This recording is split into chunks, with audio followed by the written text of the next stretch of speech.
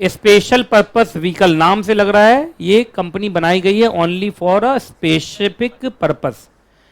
Vehicle का मतलब क्या होता है? कंपनी या एलएलपी, ये इन्होंने बनाया और सिर्फ only for a specific purpose. अभी तो नाम है स्पेशल पर्पस। एग्जांपल दे रहा हूं, इधर देखो, आप लोग जेपी का नाम जानते हो?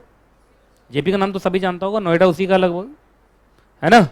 आप नोएडा में घुस जाइए इस साइड, सेक्टर 62 63, उधर तो जेपी जेपी जेपी जेपी चलता रहता।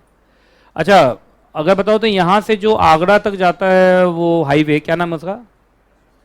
यमुना एक्सप्रेस वे, उसको जेपी ने बनाया। तो जेपी इंफ्राटेक लिमिटेड एक कंपनी का नाम है, तुम देखना वहां पे।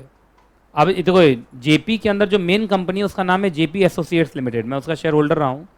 Jayaprakash associates limited main company है, लेकिन जब उसको मिला क्या चीज? रोड बनाने का कॉन्ट्रैक्ट, है ना, क्या बोलते एक्सप्रेसवे, एक्सप्रेसवे बनाने का, तो उसने एक स्पेशल पर्पस व्हीकल बना दिया, जैसे क्या नाम रखा? जेपी इंफ्राटेक लिमिटेड या जेपी यमुना एक्सप्रेसवे लिमिटेड। अब उसको पैसा दे दिया गया कि तुम रोड बनाओ। अब रोड के ऊपर कंट्रोल किसका रहेगा? उस एसपीवी का। जेपी का उससे कोई मतलब नहीं है। जेपी ने एक कॉन्ट्रैक्ट लिया, उस कॉन्ट्रैक्ट को बनाने के लिए कंपनी बना दी, उस कंपनी को जितने रिसोर्सेज चाहिए पैसा दे दिया। अब कहा तुम दिन रात लग के बनाते रहो। जिस दिन वो रोड बन के खत्म हो जाएगा, ये कंपनी क्या हो जाएगी? बंद। नहीं समझ में आया? जैसे कॉमनवेल्थ गेम हुआ था दिल्ली में, उस समय पता नहीं तुम लोग का जन्म भी हुआ था कि नहीं? 2010 में हुआ था। ओह, 2010 में तो थे तुम लोग, हैं? थे ही नहीं, बदमाशी करने लायक, गाली देने लायक भी हो गए होगे।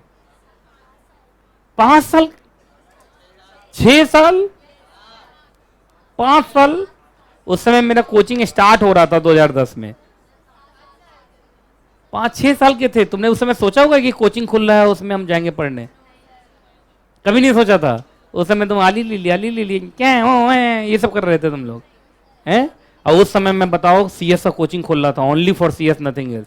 कुछ बच्चा सोच रहा होगा जिसकी फर्स्ट क्लास थी, कितना बुढ़ा आदमी है यार, हैं? ये ना। चलिए भाई, फिर वही बोलूंगा, कोरोना के 3 साल छोड़ दें और सैटरडे संडे छोड़ दें तो लगभग तुम्हारे आसपास ही हूँ, है कि नहीं? चलिए, अच्छा, स्पेशल पर्पस व्हीकल बहुत चीज़ों के लिए या स्पेसिफिक पर्पस के लिए? जब तक वो पर्पस है तब तक ये है, पर्पस खत्म ये भी खत्म। कॉमनवेल्थ गेम हुआ था, बहुत सारी कंपनीज बनाई गई थी कॉमनवेल्थ गेम कराने के लिए। कॉमनवेल्थ गेम खत्म, कंपनी खत्म। समझ में आ गया? ये है एसपीवी।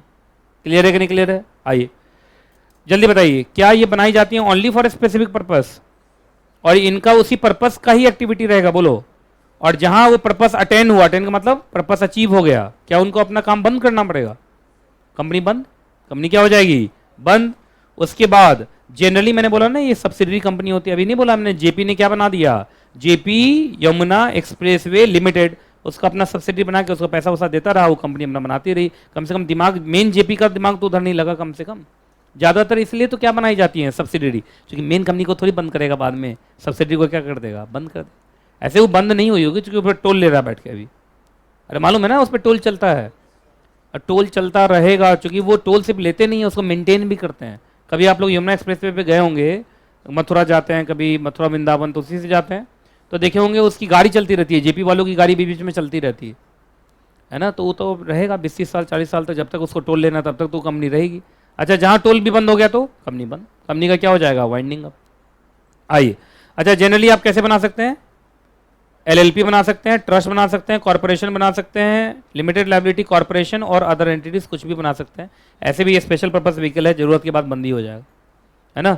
आगे बोलो, क्या इनका इंडिपेंडेंट ओनरशिप होगा? मैनेजमेंट अलग होगा, फंडिंग अलग होगा, सब कुछ अलग अलग होगा। बोला तो अलग कंपनी बना दिया, स्पेशल पर्पस व्हीकल। अच्छा बताओ, ये बनाने के फायदे बताओ। एसेट्स के ओनर कौन हो जाएंगे? जल्दी बोलो। देखो यहां लिखा हुआ है, SPV allows the ownership of single asset often by the multiple party. जितने लोग उसका शेयर्स खरीदेंगे वो सब ओनर्स माने जाएंगे, पार्ट ओनर्स। उसके बाद स्टैच्यूटरी रिक्वायरमेंट बहुत ज्यादा नहीं है, आपका मन है तो आप सिर्फ पार्टनरशिप बना लो, ट्रस्ट बना लो। कौन कौन था अभी? बहुत बड़ा कोई केस है तो क्या बना लो? कंपनी बना लो। अच्छा, क्लियरिटी ऑफ डॉक्यूमेंटेशन होता है, जिसमें कि बेकार का कोई भी काम नहीं होगा, क्योंकि उनको बता दिया जाता है कि तुम्हारा काम यही है, रोड बनाना, बस रोड बनाने से इधर उधर तुम्हें देखने की जरूरत नहीं है। अगला, टैक्स बेनिफिट्स। अब देखिए, अगर आप बनाने जा रहे हैं क्या चीज? स्पेशल पर्पस व्हीकल, तो जिस कंट्री में बना रहे हो उस कंट्री में देख लेना जिस पर सबसे कम टैक्स लगता हो वही बनाना। अगर तुम लग रहा ट्रस्ट पे टैक्स नहीं लग रहा तो तुम क्या बना देना, ट्रस्ट। अगर तुमको लग रहा है कि एलएलपी पे कम टैक्स लग रहा है तो क्या बना देना, एलएलपी। तो ये चॉइस होगा, क्योंकि तुम्हारी मेन कंपनी तो बनी हुई है, ये दूसरी कंपनी बन रही है, तो दूसरे में तो चॉइस है तुम्हारे पास, है कि नहीं।